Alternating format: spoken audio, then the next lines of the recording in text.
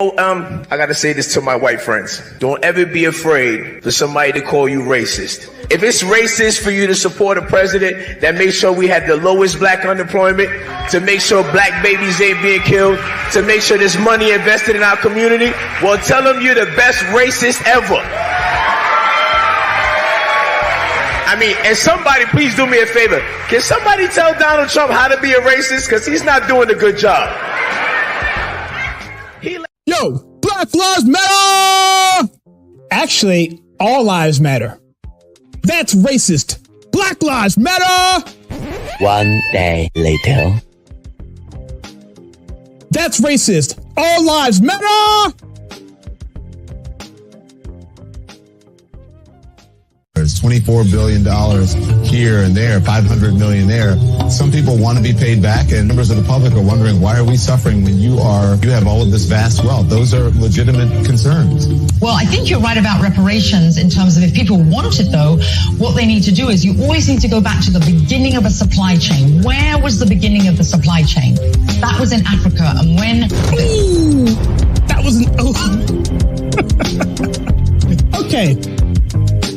You study today's black culture is trash. Ain't nothing positive about black culture. We're not highlighting spelling bee winners. We don't talk about the newest black business that's doing good. When you go on social media, you look at some of the most trending videos and trending topics. It ain't black empowerment. It ain't uplifting black people. When you look at our movies, we ain't got no black heroes. Black culture has black propaganda. Hitler used propaganda to get the Germans to turn on the Jews. We use propaganda for our culture. We propagate pimps, gangsters, killers, womanizers, robbers, deceit, being unfaithful. We got some propaganda, homie, that's brainwashing. I am a pastor. I'm a man of faith. I have a profound reverence for life. Well, I want to save your life. I have to respond to this very quick because he told me Black Lives Matter. And if you think about it, Senator, in Atlanta, Georgia, there's more black baby that is aborted than anything. So if Black Lives Matter, why are you not protecting those babies? And instead of aborting those babies, why are you not baptizing those babies?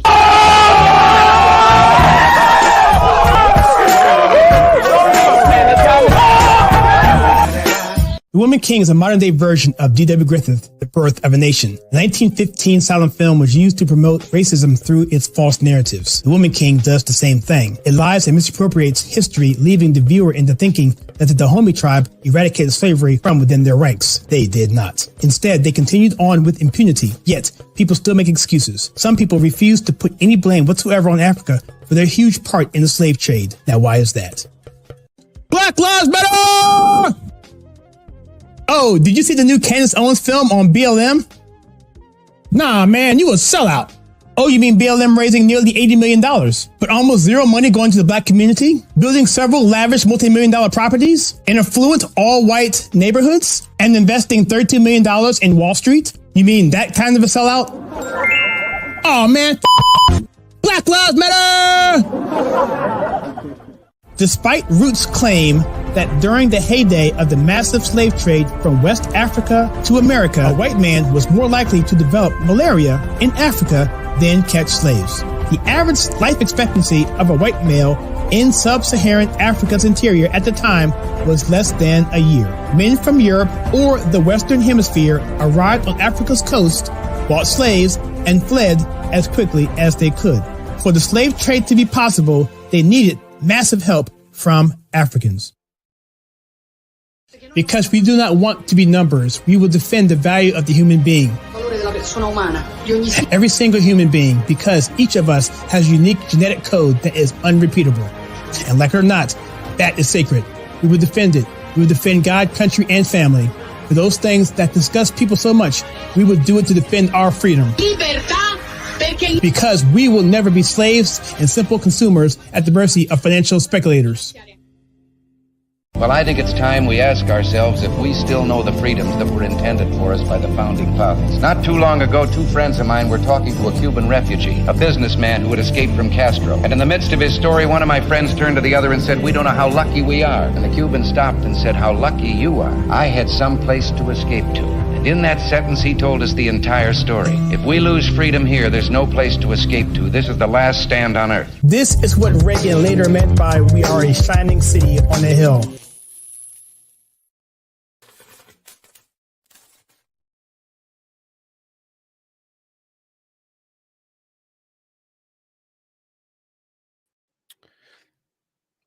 Hello, everybody. Welcome to the Live Friday Night Show. My name is Kyle, and today we have Kyra Bowlby back with us.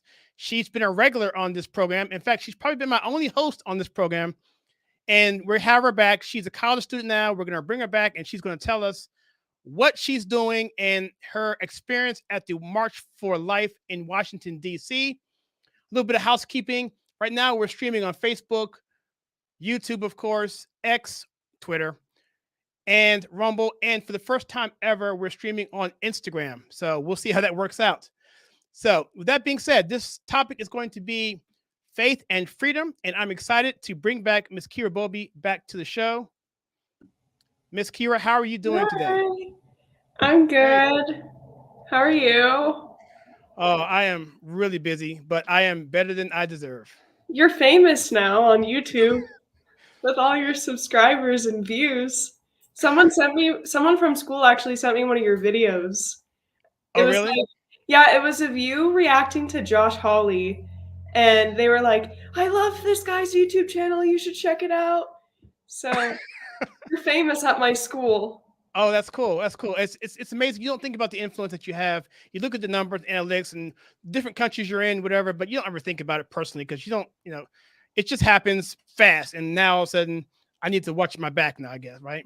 Yeah. I mean, you've always been that person who just never really cared about how many subscribers you have, which I think is really admirable. And you just don't really care how many views you have, and you're just a very humble person. But yeah, it's cool, and I'm happy for your success. Well, it's worrisome for sure. Some things I get in the emails and stuff is kind of interesting, but we'll talk about some of that stuff offline. But yeah, so we were going to have you last month, but you were in DC I kind of spoiled it in the beginning there, and last month as well. But just tell us what's going on with you. You don't have to talk about the trip on DC first, but you're in college now. Before you weren't, now you are. And where are you? What you're doing? And how's it going over there with what you're doing? It's been going good. So last year, I was actually interning at my state capitol, at the Colorado State Capitol.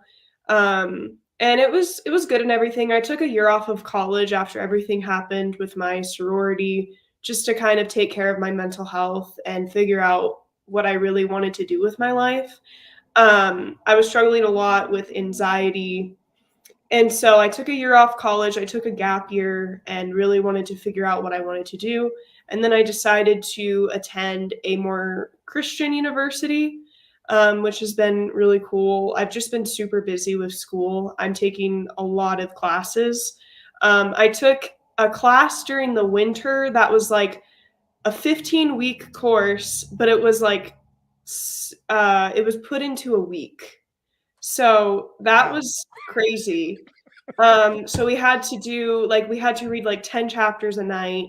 We had to take quizzes. We had assignments that were due after the class ended, and then we would submit those assignments. And then I finally got my grade back, which was really nice. So I ended up passing the class, which is nice.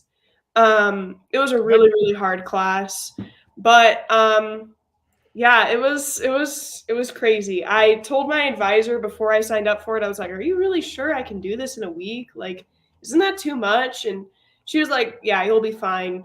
So I took the class. I took the class and I was like, this is crazy. If I was like, here for another year, I'm in my senior year now, but if I was here for another year, I would not be doing that again. That it's too much. You can get a master's in a month. Yeah. So, well, it's just like in a week, taking an entire semester in a week is just like it's unreal. Ridiculous. That's unreal. Like I don't know how I did it, but I did it. So I was really worried that I was going to fail the class because I thought I was not doing very well in it. And then I ended up getting a B, which wow. I had like a D in the class, and then my grade went up to a B because of the writing assignments that I turned in.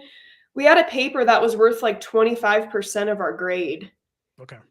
And I was like, okay, this will help me. But yeah, I've just been mostly focused on taking classes and just trying to do well in my classes. But it was rough taking an entire semester in a week. It was actually kind of crazy. But we got through that, and then I've just mostly been kind of chilling, making content. I discovered Twitter, so I got back on Twitter finally, and I started making more content on YouTube and TikTok.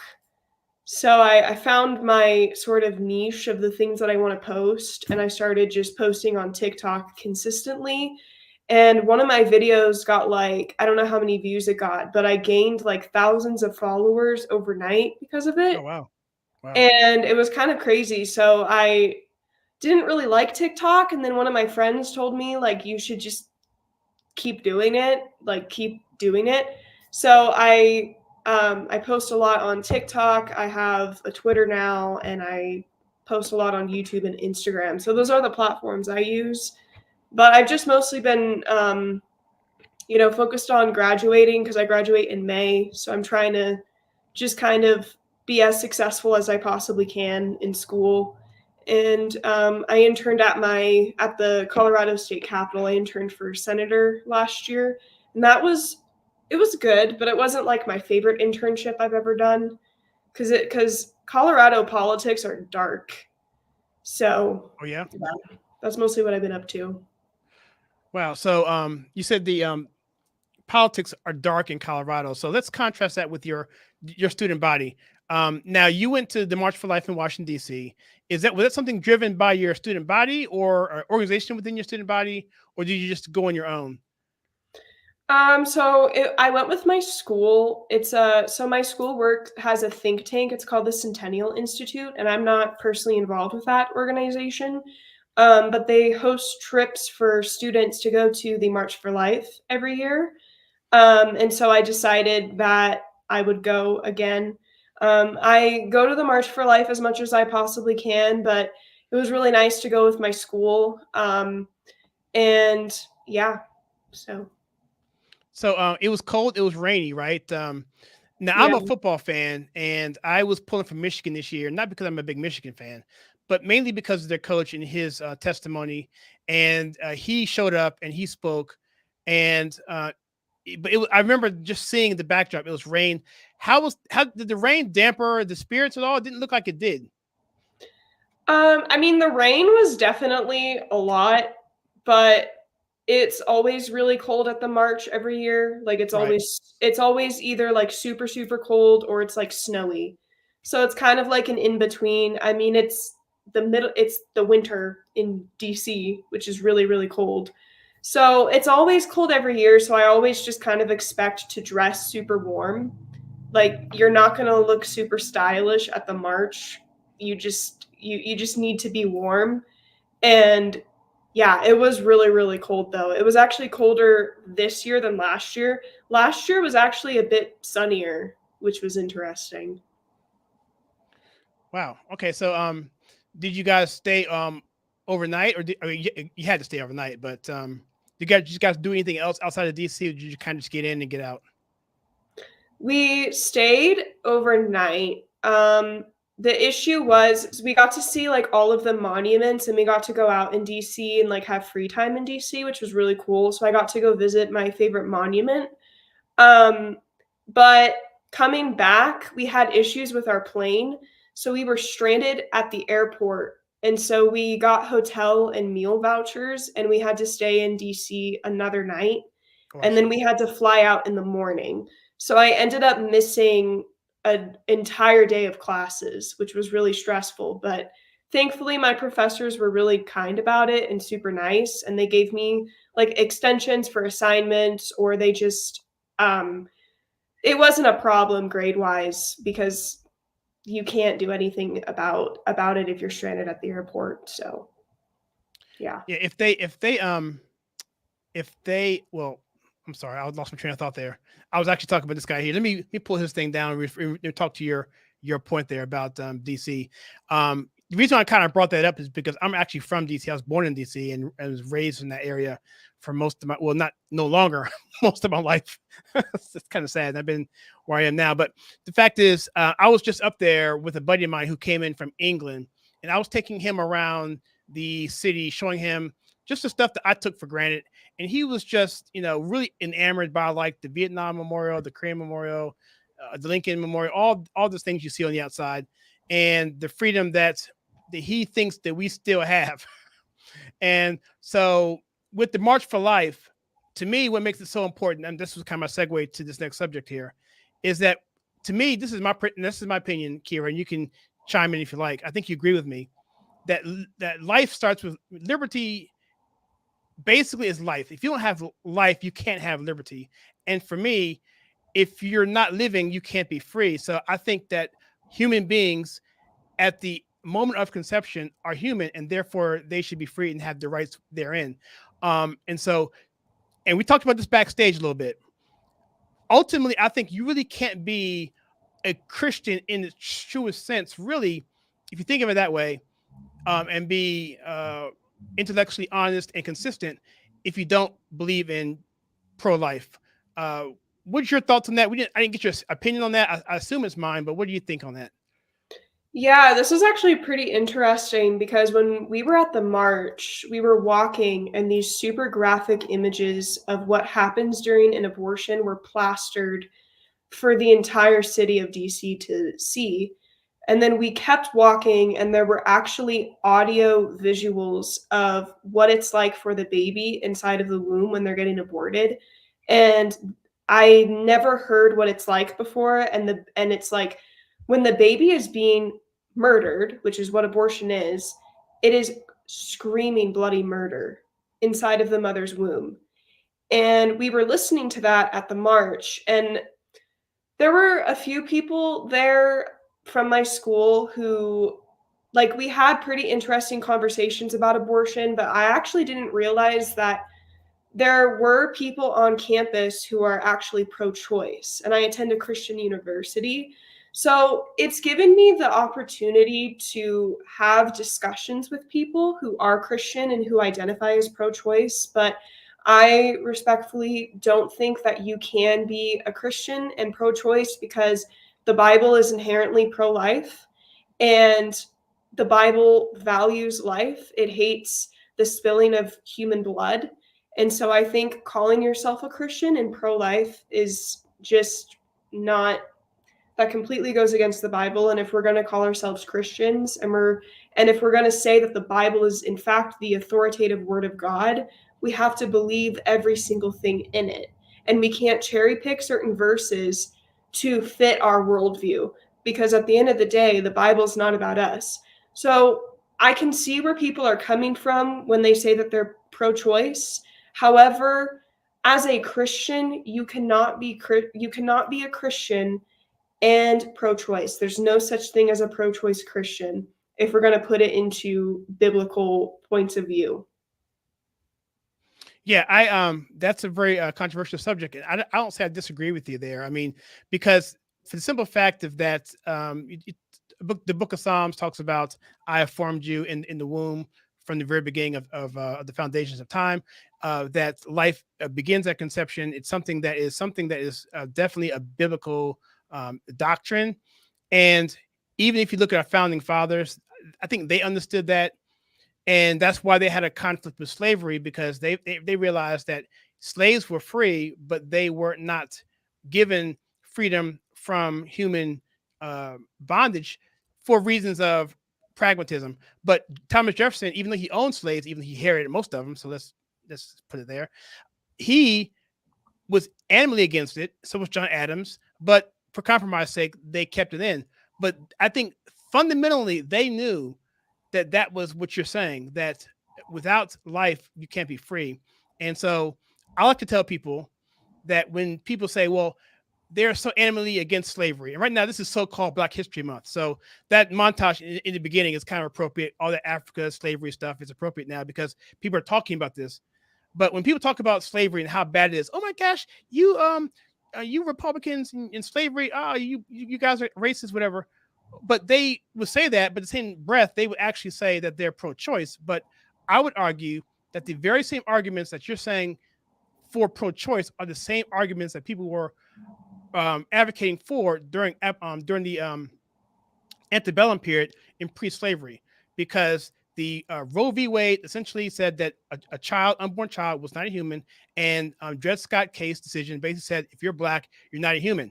So essentially, fundamentally speaking, they're exactly the same thing. So we're hypocritical if we're saying we're pro-choice and pro-slavery or anti-slavery. You're really pro-choice and pro-slavery, or you're pro-life and anti-slavery. You can't have it both ways. Yeah. So, but one thing I did come up with, and by the way, you mentioned the screaming, the audible. When I was coming up, there's a silent film. It's probably the most, not silent film, but it's the most, I think it's the most famous film. You've probably heard of it. It's called The Silent Scream. It came out in the early 80s or late 70s. And it's basically a picture of a child being aborted and it's screaming. You don't hear it because back then the technology didn't exist. And so it sounds like the technology does exist to actually hear that. And so what we talked about backstage a little bit was that a poll that I mentioned to you, and it's essentially a poll that says that 48% of people, this is a YouGov poll, which is pretty much a liberal poll, were asked, do you support or oppose a natural ban on abortions after 16 weeks of pregnancy? And the support for that is 48%, and the opposition is 36%. And there are your breakdowns there with the internals. And so, Kira, I'll ask you, because I'm sure you've heard on campus, or you've seen maybe polls politically speaking, they'll say, with the elections coming up, the Republicans can't go pro-life hardcore because we'll lose the election because people are against slavery, against abortion. But when they take these polls and break them down, generically speaking, they may be overall pro-choice. But when you break it down and say 16 weeks, third trimester, or even after a month, most people are saying at that point in time, we're against abortion. So from your circle, do you see the same type of breakdown when people ask questions about, are you pro-choice or are you pro-life? It's difficult because there are so many different opinions on my campus, which is really nice. My campus is pretty conservative, actually, which is very interesting. A lot of students on campus are very, very pro-life. Like, they believe that abortion should be illegal in the US, which I respectfully don't think is ever going to happen. And we have to be really careful when it comes to our rhetoric as, a conservative movement or Republican Party. We have to be careful with how we discuss the topic of abortion. However, I don't know, it just depends on who you talk to. I've talked to people on campus who say, well, I personally wouldn't get an abortion. I mean, they would say, well, I'm pro-life. I personally wouldn't get an abortion, but it's not my place to tell women what they should do with their body, which is a conversation that I hear all the time with students. Politics also comes up a lot in conversations on my campus because a lot of the students on my campus are very current event, world politics conscious, and they're trying to see how that fits and aligns with a biblical Christian worldview. So it mostly just depends. However, when it comes down to discussing the topic of abortion, it is really difficult, even from a Christian biblical worldview. Yeah, there's a comment in the actual thing in the chat here that I want to get to. It's going to take some time to break that down, but it's pretty interesting. Yeah, it is a subject therein that I took a stance. Really, I have one stance on abortion, essentially. And you may disagree with this, but the one exception I would have, and I think I'm okay with this, is that if the mother's life is seriously at risk, because at that point in time, it would be her choice to save her own life. And that would be, to me, self-defense. But then again, that's a debate, a topic of discussion. But that would be my only caveat whatsoever. But you can answer that if you like. But if not, I'll answer this question here that's or go through some of these comments here in the chat. There's like certain things when it comes to the topic of abortion that I have a really hard time like wrestling with. Like when it comes to the case of like rape and incest, or abortion when it comes to someone having a birth defect. Like my mom actually was given the option to abort me because the doctor told her that I had a birth defect that is known as trisomy 18, which is incredibly dangerous, fatal, heartbreaking. And hearing my mom, even just like getting that choice, that option, is heartbreaking. Because I don't know what I would do in that situation. Like your child might have a birth defect. They're not going to live long outside of the womb. Like, what would you do? When it comes to like the mom being like her death, like she could die, right? I think that's also something I struggle with, is just that fact. There's just a few things when it comes to abortion that I respectfully struggle with, coming to terms with, well, is this okay to do? Is it not okay to do? And it's just kind of something that I struggle with, coming to terms with and answering, especially as someone who is pro-life. I feel like we're told all the time that we want to control women. So it's just difficult to really, come to terms with and decide, like, what about in this scenario or in this case? But yeah. 100%. It's not an easy subject matter at all. Not at all. I think we can all agree that abortion should not be a birth control. I think most people in America think that as well. I think just reducing the amount of abortions would be a good first start. Let me go through this one comment here. I had it before. I want to go through and just read through it. This guy is a spy guy. He says, I love the truth, but the more people do evil, the more they hate the truth.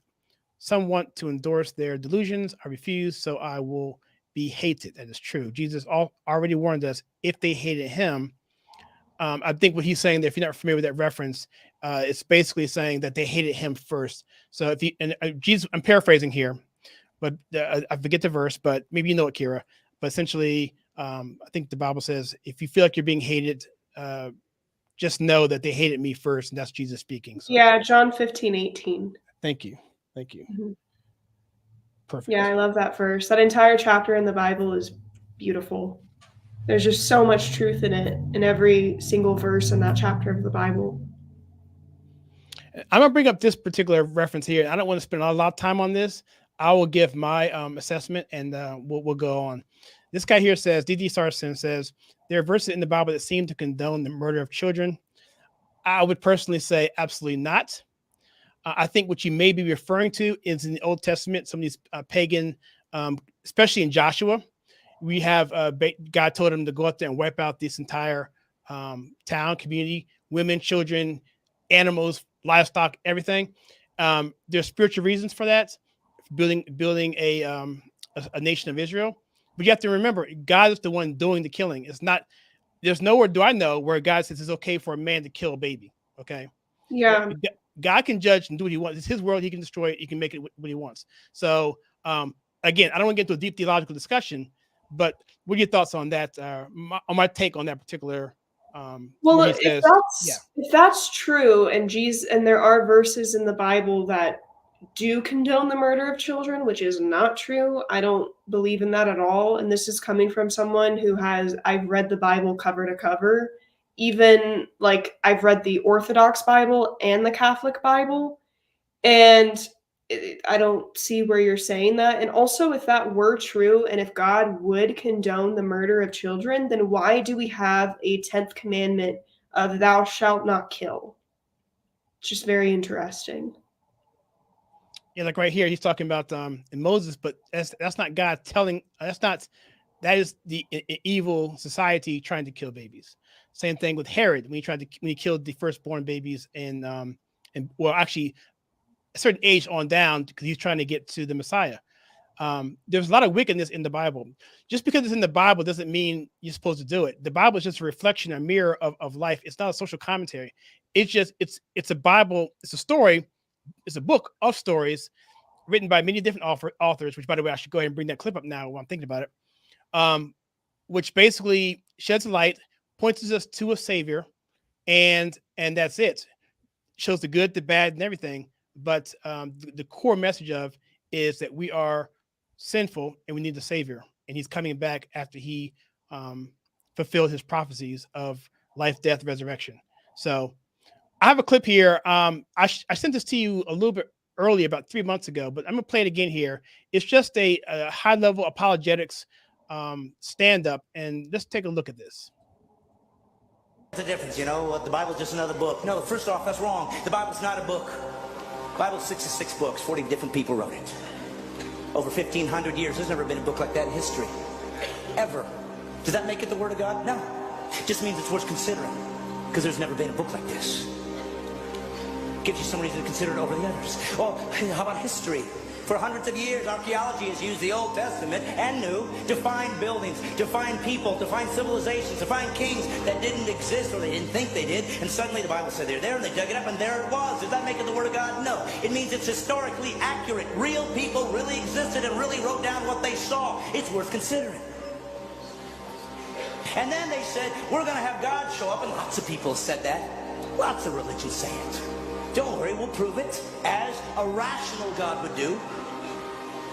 I will do prophecies. I will show that I'm not trapped in linear time, that I can see beyond where you are. I will give prophecies to tell you what the guy, when I show up, when God appears on earth to reveal himself, I'll show you what he's going to look like. Over 300 prophecies. And then a man showed up one day named Jesus. And he said, I'm that guy. And he fulfilled all 300 prophecies. That's impossible. People could say, well, yes, they just wrote it afterwards and filled it all in. But we know that the first Greek translation of the Old Testament was done 250 years before Jesus was born. I love that clip. It's so much more into that, and I'll leave this here. I'll let you close out this segment if you like, Kira. But if anyone wants to research this more, obviously go to the Word of God, because only the Holy Spirit is going to be the one that's going to convince you ultimately. But if you're interested just from an apologetic standpoint, just from a scientific standpoint, an archaeology standpoint, a prophetic standpoint, go check out Lee Strobel, A Case for Christ. It's a pretty good book, and it's a movie. And also, if you really want to get a deeper dive, go check out Gary Habermas. He is probably the number one authority on the resurrection of Christ. What he's done is absolutely, he's done like 16 or 17 400-page chronicles of actual peer-reviewed research that's accepted by atheists. He's out of control. So if you want to do a deep dive on apologetics or the Bible or the authenticity of Scripture, go check out Lee Strobel or Gary Habermas, and from there would be a good starting point. So Kira, I'll let you say anything more on this if you want to talk about apologetics or anything else for that matter. Yeah, I think it was really interesting how he said that the Bible is unlike any other book in history. And also all of the different world religions that we see today, they basically plagiarize and copy from the Bible, which is very interesting. You read the Quran, you read all of the other religious texts, they all borrow at least something from the Bible, just something to consider. And also, I think there's a museum in DC called the Museum of the Bible. I would love to go to that someday. That looks really cool. Yeah, there's a cost to that one. It's not part of the Smithsonian. But what I did, I kind of cheated. I really didn't go to it. I went to it because there's a restaurant on the top floor, but you have to get a pass. If you don't pay to get in, you can get a free pass to go to the restaurant, but you really can't go around and look around. But it's beautiful inside. It's absolutely phenomenal. It was a little bit too pricey for me. I didn't have the budget for that day. But when I go back, I definitely want to spend all day there. It looks fantastic. Yeah. Oh, by the way, the restaurant there is very good. So anyone who's in DC on that side of town, it's near that's actually near, I think, 14th Street, somewhere around there, not too far from the Holocaust Museum, I believe. Anyway, if you want to go eat there because it's fabulous. The restaurant is absolutely fantastic. Okay, so let's just talk about culture, because right now, it seems like the media is really against Christianity or speaking your faith. There's been a lot of prominent players in sports who've come out confessing their faith in Christ. There's been many of them actually, but I'm gonna focus on one. His name is C.J. Stroud, and he was a quarterback for the Houston Texans.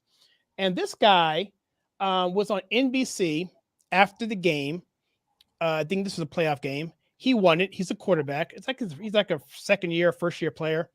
And so they censored him and censored his comments. So I'm going to first show you guys the clip of him after the game, after he wins, what he said. And then I'm going to show you afterward what NBC did to censor him. I just want to give all glory and praise to my Lord and Savior, Jesus Christ. I mean, it's been amazing being in this city for as short as I've been, but the love that I've got, I've really just been doing it for Houston, man. People back home, I'm blessed enough to be in the position I am and blessed enough to be playing at a high level right now, and we got to just keep it going, but I'm super blessed. So many of your teammates contributed in this victory. How are you able to find so many targets? Just the hard work we put in that practice. There's no me without my teammates, my O-line, my tight ends, my running backs, my receivers, my defense. We all put it together. When you play complimentary football, we're going to be hard to beat. CJ, best of luck moving forward. Thanks so much. Thank you. God bless. All right, so that's the actual real live stream. That's someone actually recorded it from the screen, because when you saw it after the fact, it was this. Playoff game in your first NFL season and a record-setting performance for you. What does this moment mean? I mean, it's been amazing being in this city for as short as I've been, but the love that I've got, I've really just been doing it for Houston, man. People back home, I'm blessed enough to be in the position I am and blessed enough to be playing at a high level right now, and we got to just keep it going, but I'm super blessed. I mean, does that surprise you at all, Kira, that would be a thing? It wasn't just one outlet.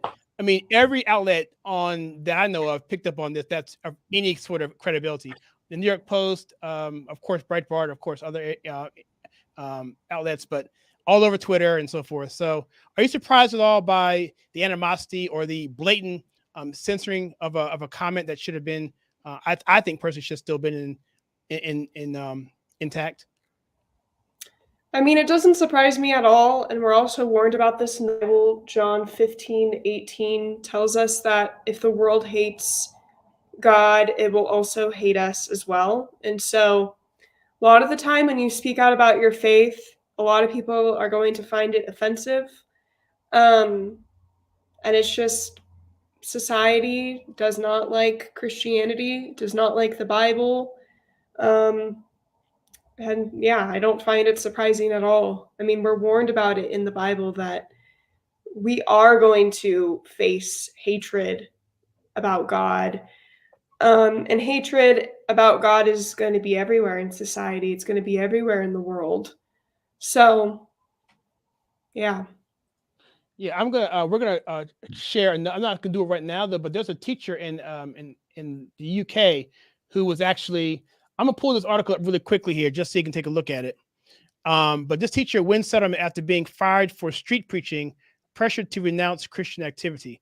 We'll get to that in a second, but I'm going to actually get to some of the chats here. But 100% agree with you. I mean, it's something about the name of Jesus that the secular world just doesn't like. And if you want to make an argument of whether or not the Bible is true or not, or Jesus was real, or he lived, and that sort of thing, then the argument I would say is, then why is it always a problem when you mention Jesus or confessing your faith in Jesus, but it's never a problem when you talk about Hare Krishna or a Jehovah's Witness and their God, which is different than the God of the Bible, or let's say Allah or Buddha or any of these other religious figures out there. It's never a problem if you say them or confess their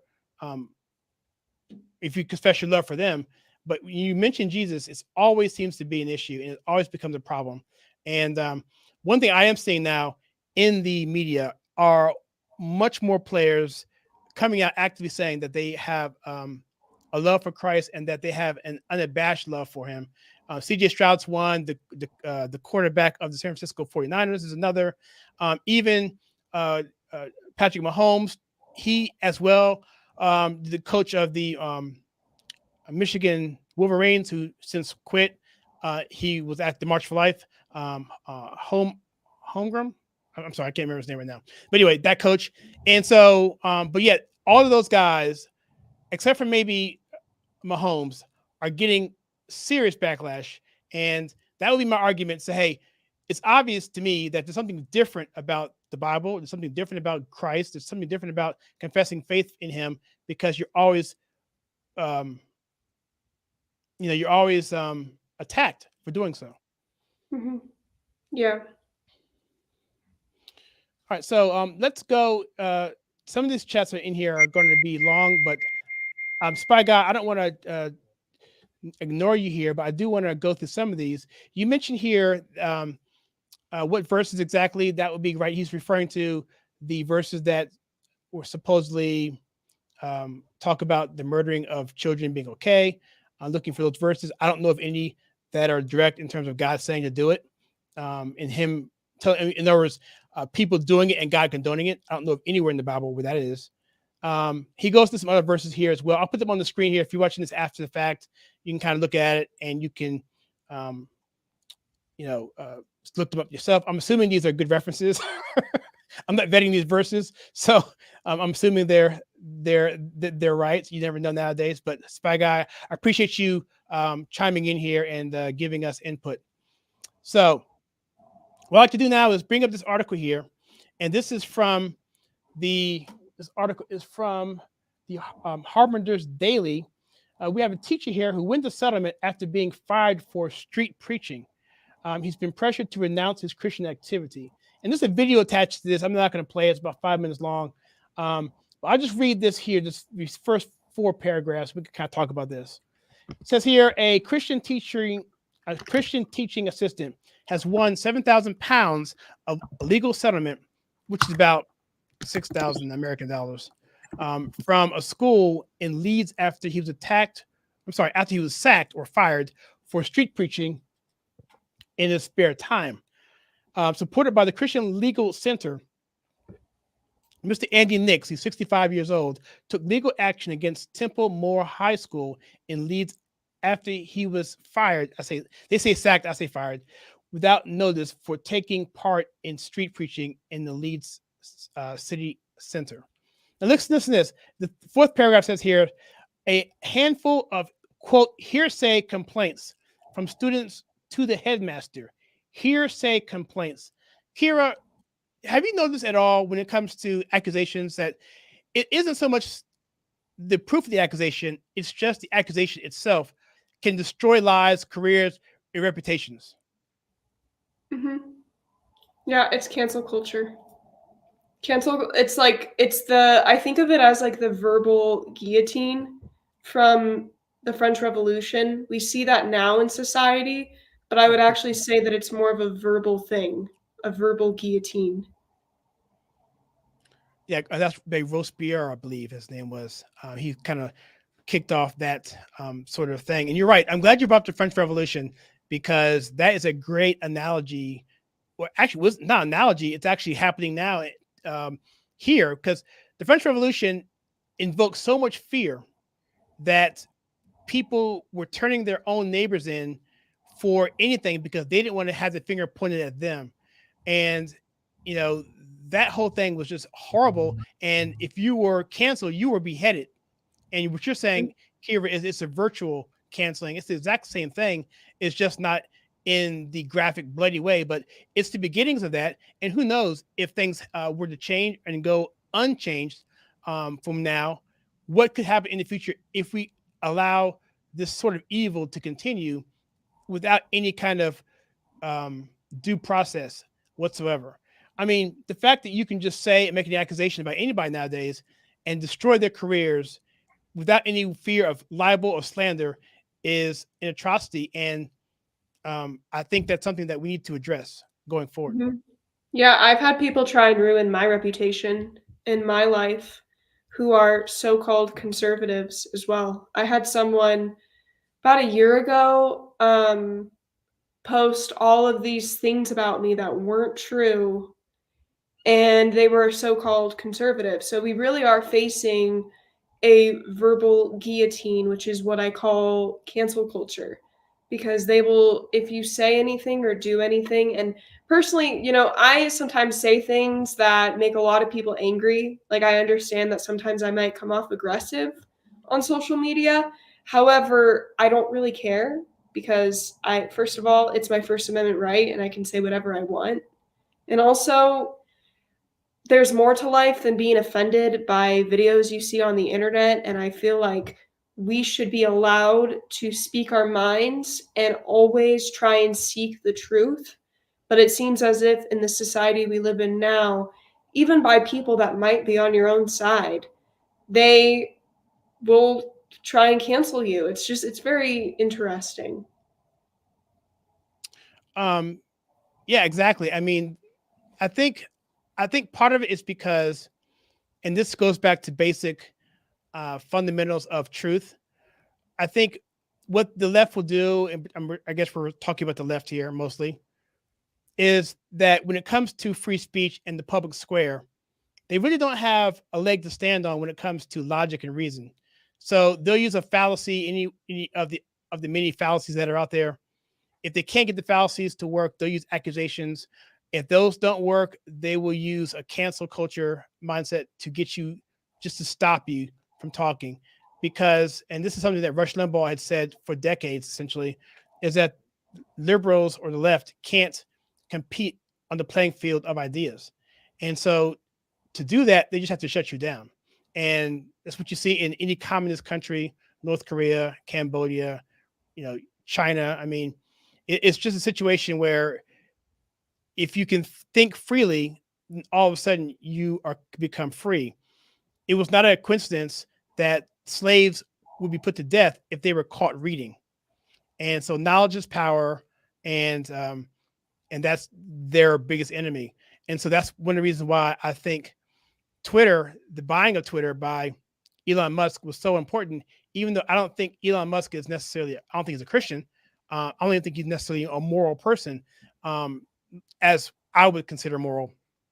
However, him buying Twitter at the very least stopped the momentum from the left just getting away with just putting out false narratives and doing things that are just despicable, and not allowing anyone to have any kind of free expression, anything counter narrative to what we were seeing.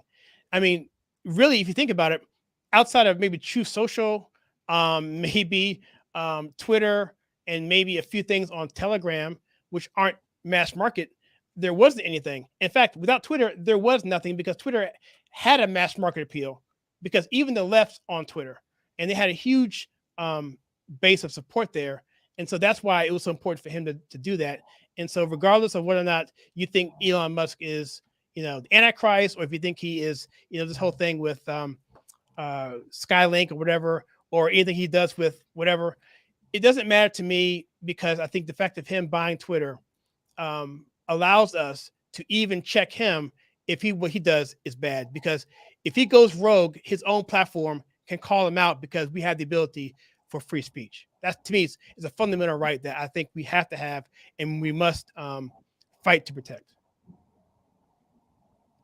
Yeah. So, okay. So as far as faith and freedom is concerned, what are your thoughts, Kira, in terms of this upcoming generation that's coming up now? I guess right now we're dealing with Generation Z, and what I'm hearing, and maybe you can speak to this, is that we're looking at a potentially, at least the men are concerned, the most conservative generation of men, going back to maybe since the early 80s and Reagan generation. Are you seeing within your circle and your of influence, even on Twitter and TikTok for that matter, that you're seeing that at all, a conservative streak, or a call to go back to what's opposite of what my parents think? Because that's kind of what kids do. My parents thinks one thing, I'm going to think the other. So what are your thoughts? Are you seeing anything like that going on in your generation?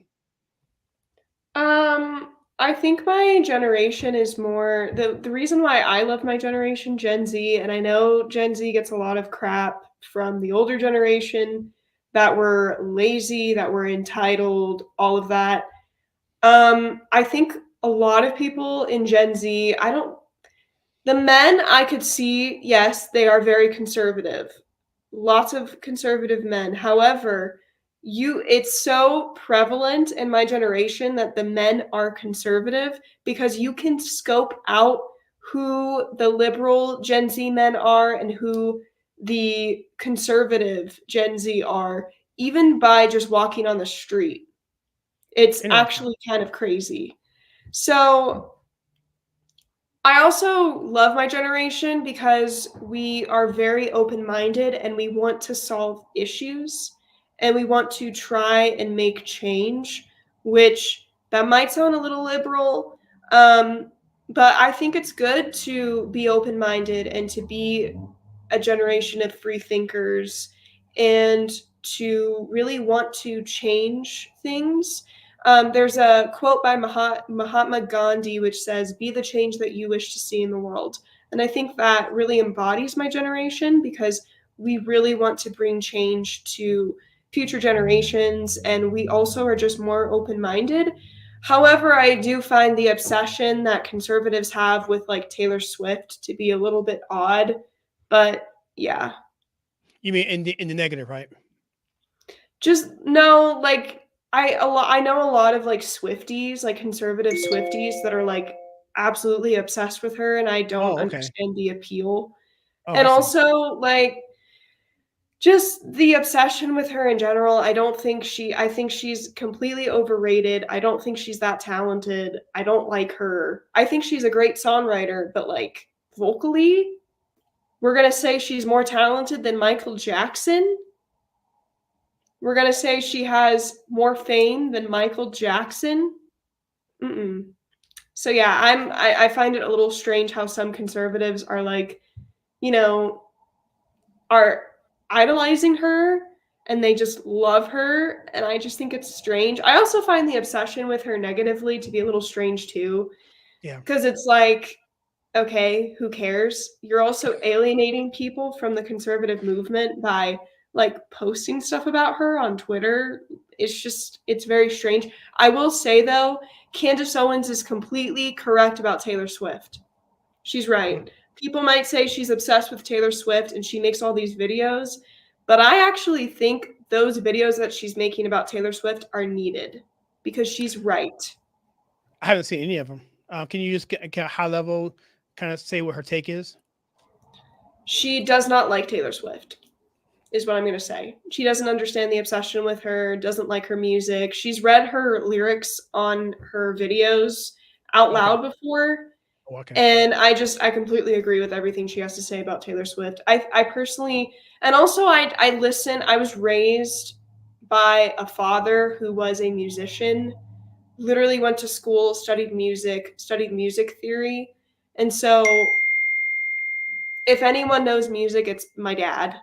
So I was just raised with like all the jazz artists. I was raised with all of the jazz artists, all of the R&B artists, all of the classics. So maybe I'm old. I have old music taste, whatever, but I just don't. My generation's obsessed with Taylor Swift and it needs to stop.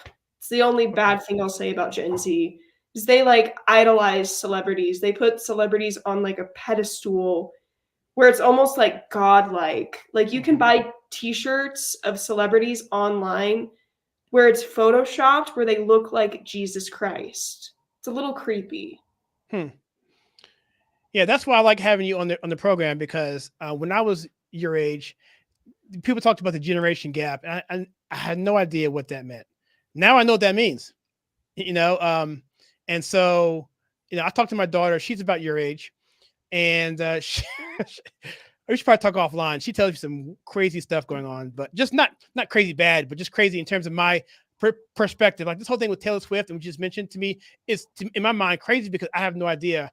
I don't get it because I'm old. So that's just what it is. Yeah, people are obsessed with her. She makes like national news all the time. Like she's on national news headlines, and I'm like, we can't even house or feed homeless veterans that are out on the street, and we're worrying about Taylor Swift and the fact that she got a new Gucci bag, or like her crazy boyfriend Travis Kelce, who is a psycho, by the way. Like who yells at someone on your team during the Super Bowl when like millions of people are watching you? Yeah. Oh, I didn't know it was his coach. He bumped him too. He almost knocked him down. Yeah, the coach. I mean, Andy Reid is the nicest guy. I don't know him personally, but he appears to be a really super nice guy. And I'm a Redskins fan, and I hate the Eagles, but I respected Andy Reid when he was coaching the Eagles, and when he won the Super Bowl, I was happy for him. And everyone loves Andy Reid. And here's this guy yelling and screaming at him, and then bumping into him, and he literally like does this. I'm like, come on, man, seriously. And so, by the way, Kira, I'm gonna do a quick plug here. On the same note, we're starting a podcast. We've already filmed our first 8 episodes. It's about sports. It's called Old Glory Games Podcast. It's about sports from an old school conservative mindset. We're going to talk old boxing, old football, modern day stuff. Kelce, we talked about some of his stuff on the Super Bowl. So it's kind of cool. But yeah, that's interesting because I know nothing about Taylor Swift. And I don't even want to go down a deep dive on her because just because I don't care. But I might, just because I want to at least try to understand what's going on with her.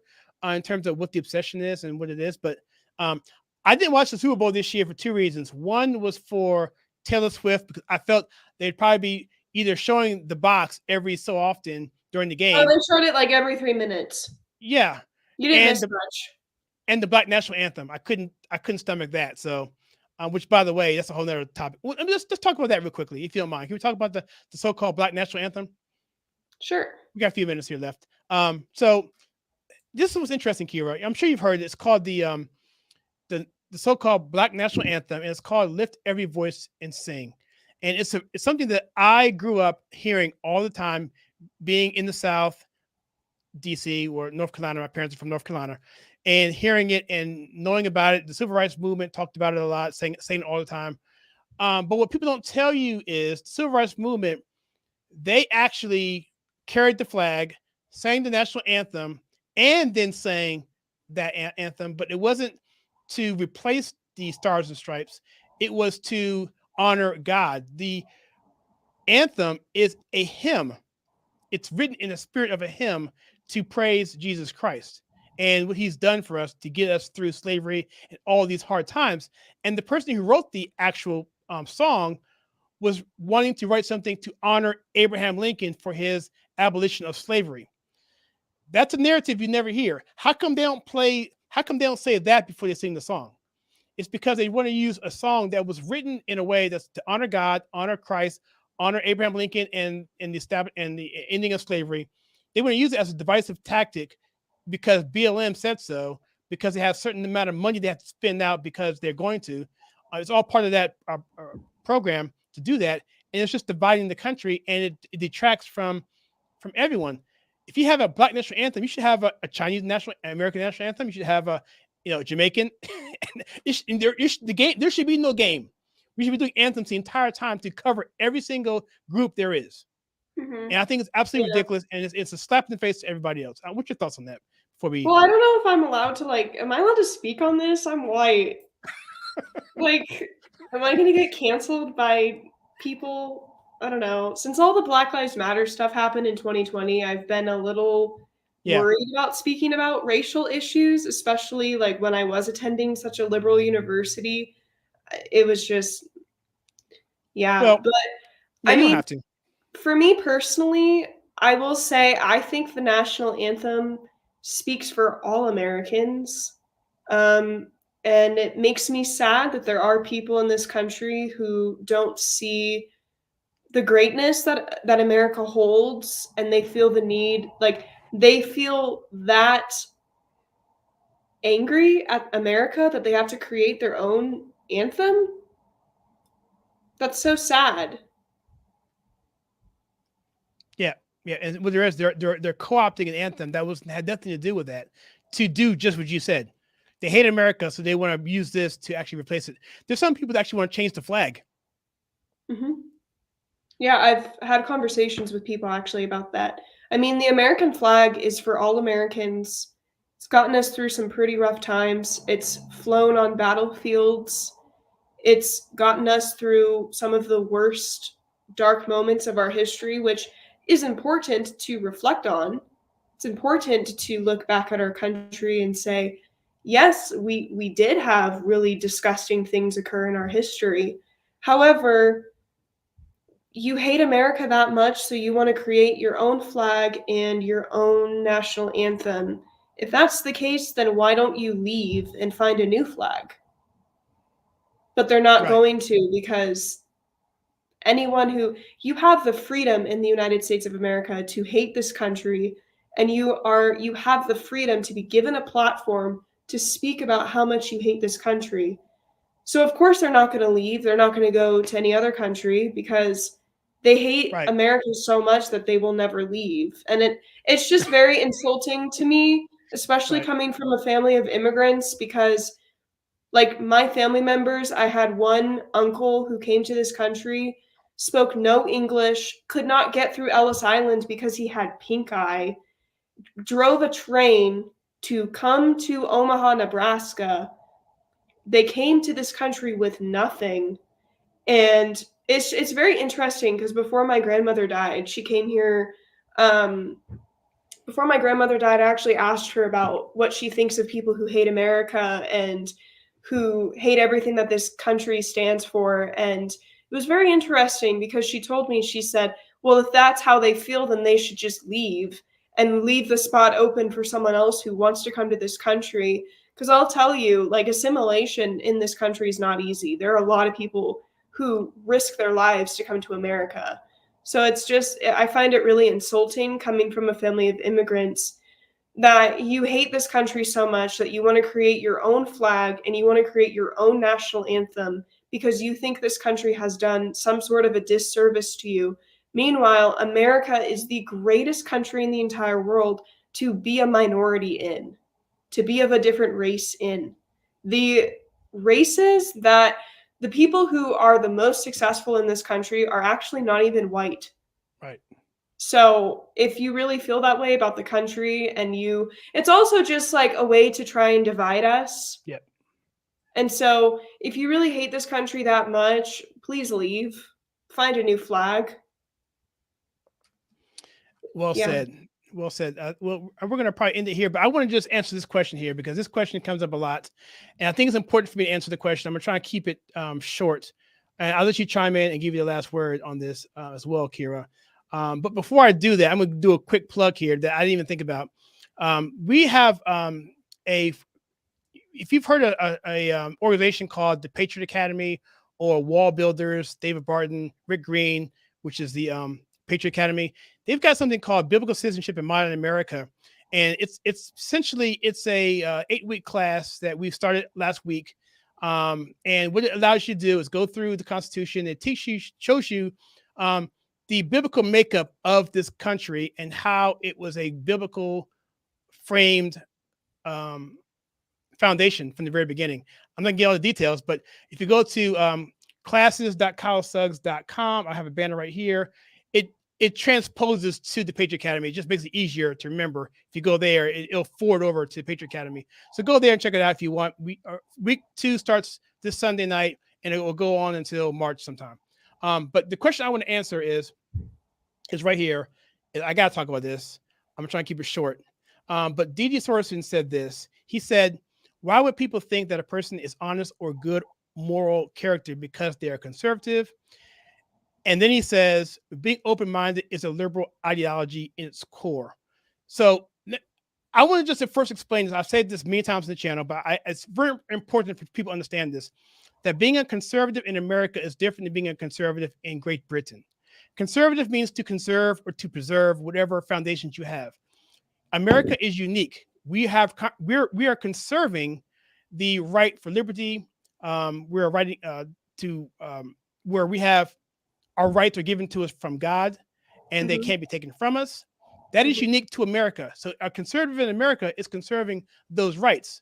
If you're conservative in Great Britain or in England or in Spain or anywhere else around the world, you're conserving a monarchy, an oligarchy, a queenship, a church foundation, which is mandated laws, restrictions, which basically says the state has the rights over you. So their conservatism is over there. So a liberal over there would be different than that. So it's reversed. So when you say this here, in terms of a person is honest or good moral character, it's because we're talking from a basis of the Bible. Mhm. So a conservative in America, we're talking about the basis of this country, which is unique, was Yeah. founded on the Bible. It also, Kira, being go a ahead. conservative in America also doesn't mean you're Christian. I think there's like a big sect in the conservative movement where they think that like in order to be a conservative, you have to be Christian. You are not allowed to be gay. You're not allowed to have any other whatever. And I think that's wrong. I don't agree with that. There are plenty of Muslims that are very conservative. There are plenty, like, you don't, I don't know.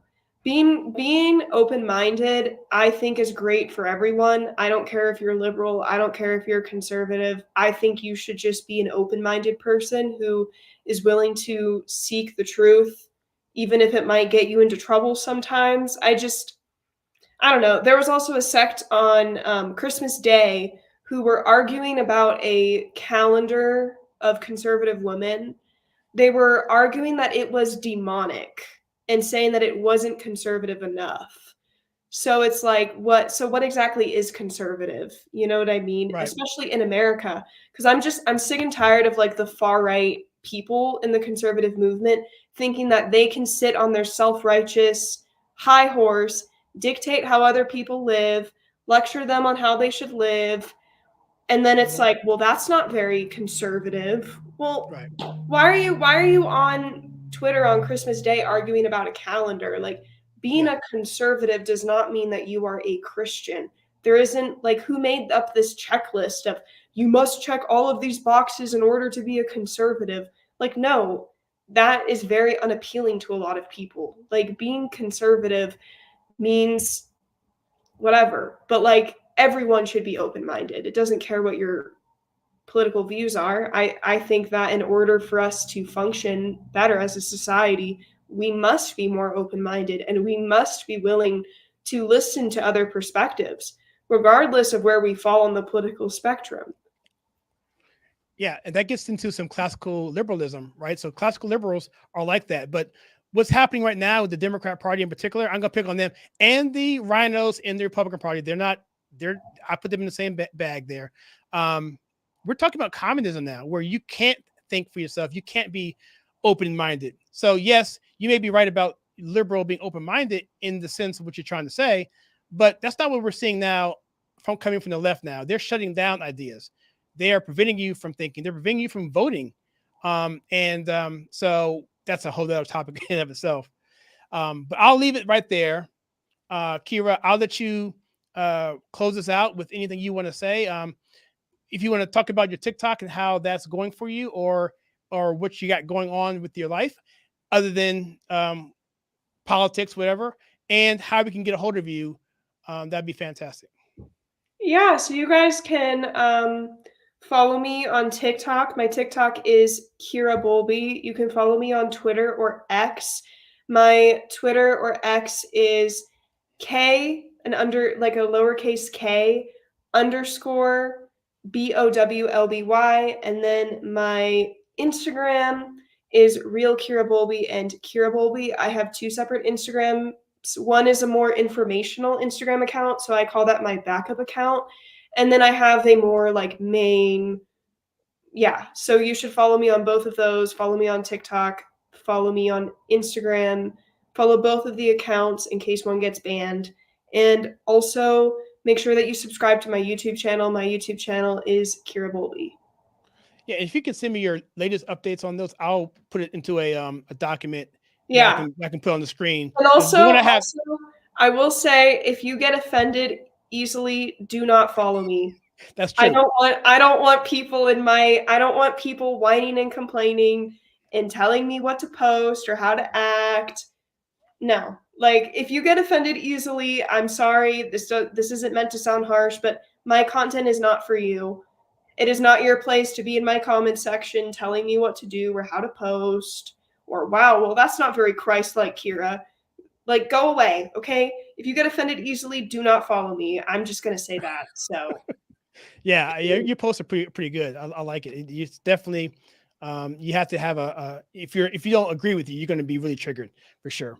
I mean, like, you don't have to agree with me to follow me, but like, I don't want people following me that get like triggered easily and overly offended. Like, I have literal conservatives and Christians pop up in my DMs all the time, telling me how to post and what I should do and like how I should act, and it's kind of annoying. So yeah, grow up, please. It's just kind of frustrating. If you get overly offended, like, think for yourself, obviously, but like, my content is not for you if you get offended super easily. So yeah, but follow me. But if you get offended easily, please don't. I don't want you on my feed. No thanks. Well, I actually lied there. I'm going to get the last word here only because I had something I was going to say, but I forgot. But in the Bible, you had the Pharisees. They were very conservative. Yeah. Weren't they? I have a lot to say on that, but I will. Right? And that's what we're trying to say. I'm not everyone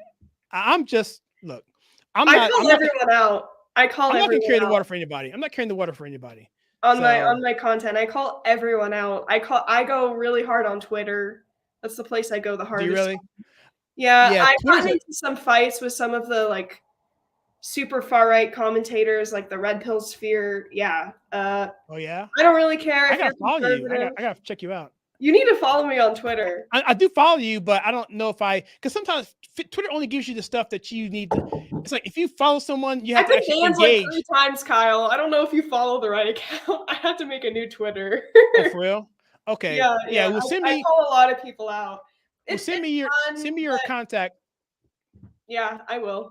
And I'll create a graphic. I had an old graphic for you, but it's not updated. So, and I'll create just for you your graphic. So I'm gonna go through the chats here and thank the people who've come on. Let's say Spy Guy, thank you so much. Rate and review. DD Saracen, I don't mind not negative, but I don't mind opposition views. I think it's great. No, I don't mind it either. Yeah. I get annoyed with people who get offended by everything I post and they tell me what I should and shouldn't post. Does that make sense? Like, yeah. I don't know. I think personally, if you're going to live your life being overly offended and overly sensitive by everything, you need to grow up respectfully. So that's what I think.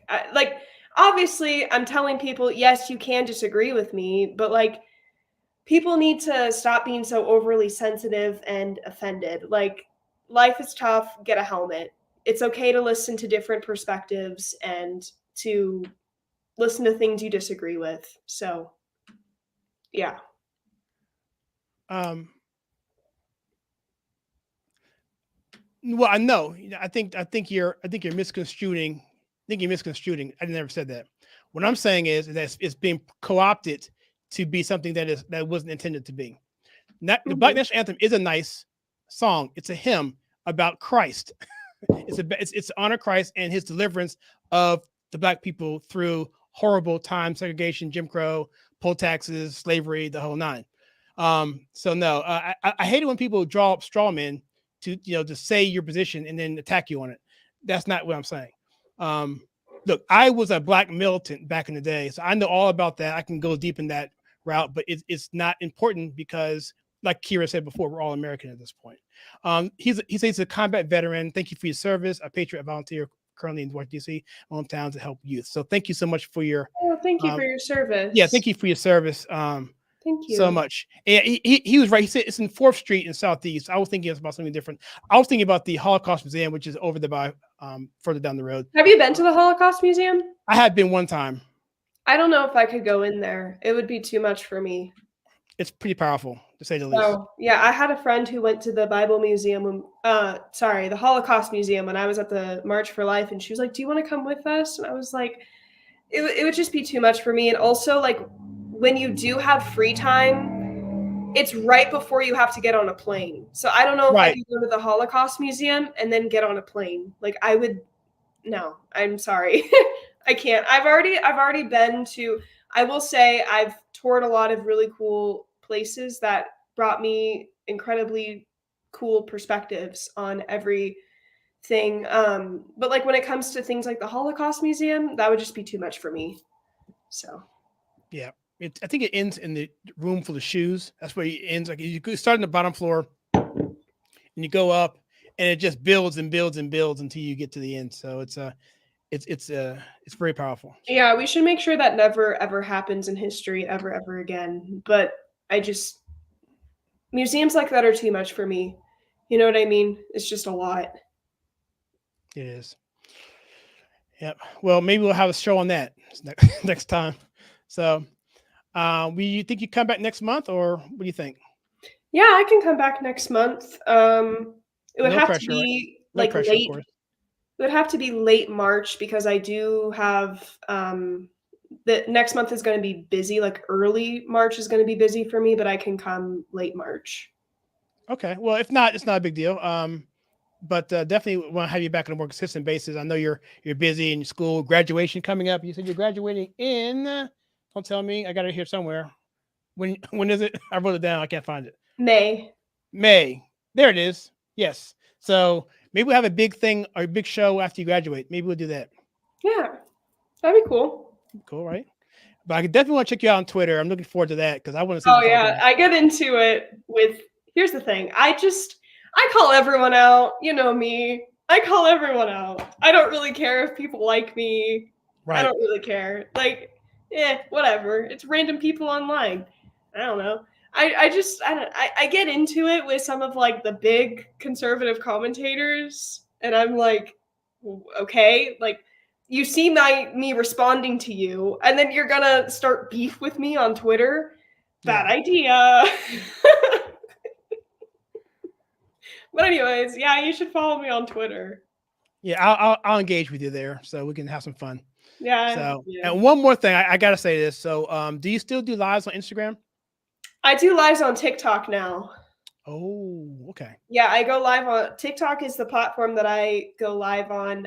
I like occasionally I'll go live on Instagram, but Instagram is just kind of there's just a weird atmosphere. Like people like to hate follow, if you know what that means. It's yeah. like, Oh, yeah. I know. Because you grow faster.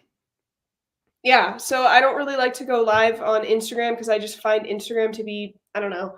It's just like no one watches Instagram lives anymore. Like I remember when I used to go live on Instagram, it was like fun and but now it's like boring. Like no one watches Instagram live. So I go live on TikTok a lot and that's how I talk to people. So yeah.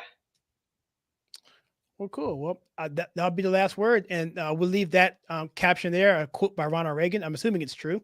I'm not vetting this stuff. I'm just putting it up there. So, but if we ever forget that we're one nation under God, then we will be a nation gone under.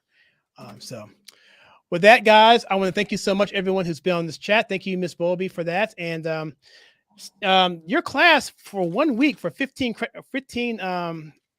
it's insane. 15 weeks into a week. 15 weeks of coursework into 1 week is insane. How many credit hours was that?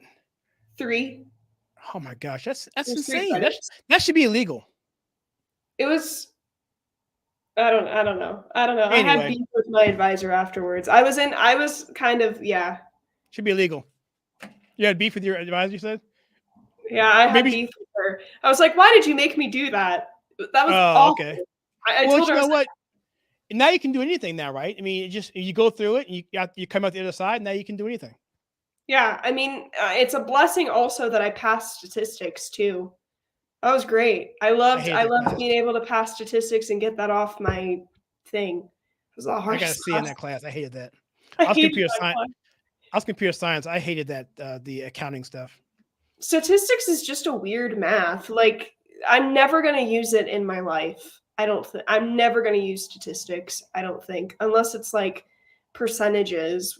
But yeah, I don't know why I took that class. I'm like, why? It's not going to apply to my life after I graduate. But okay. Yeah. Well, cool. All right. Well, thank you so much. I'll hit you up on Twitter or wherever I see you. And For everybody else, thank you so much for hanging out with us. This is the That Live Friday Night Show. On behalf of Kira Bowlby, I'm Kyle Suggs. And until next time, we will see you in the next video. Bye-bye.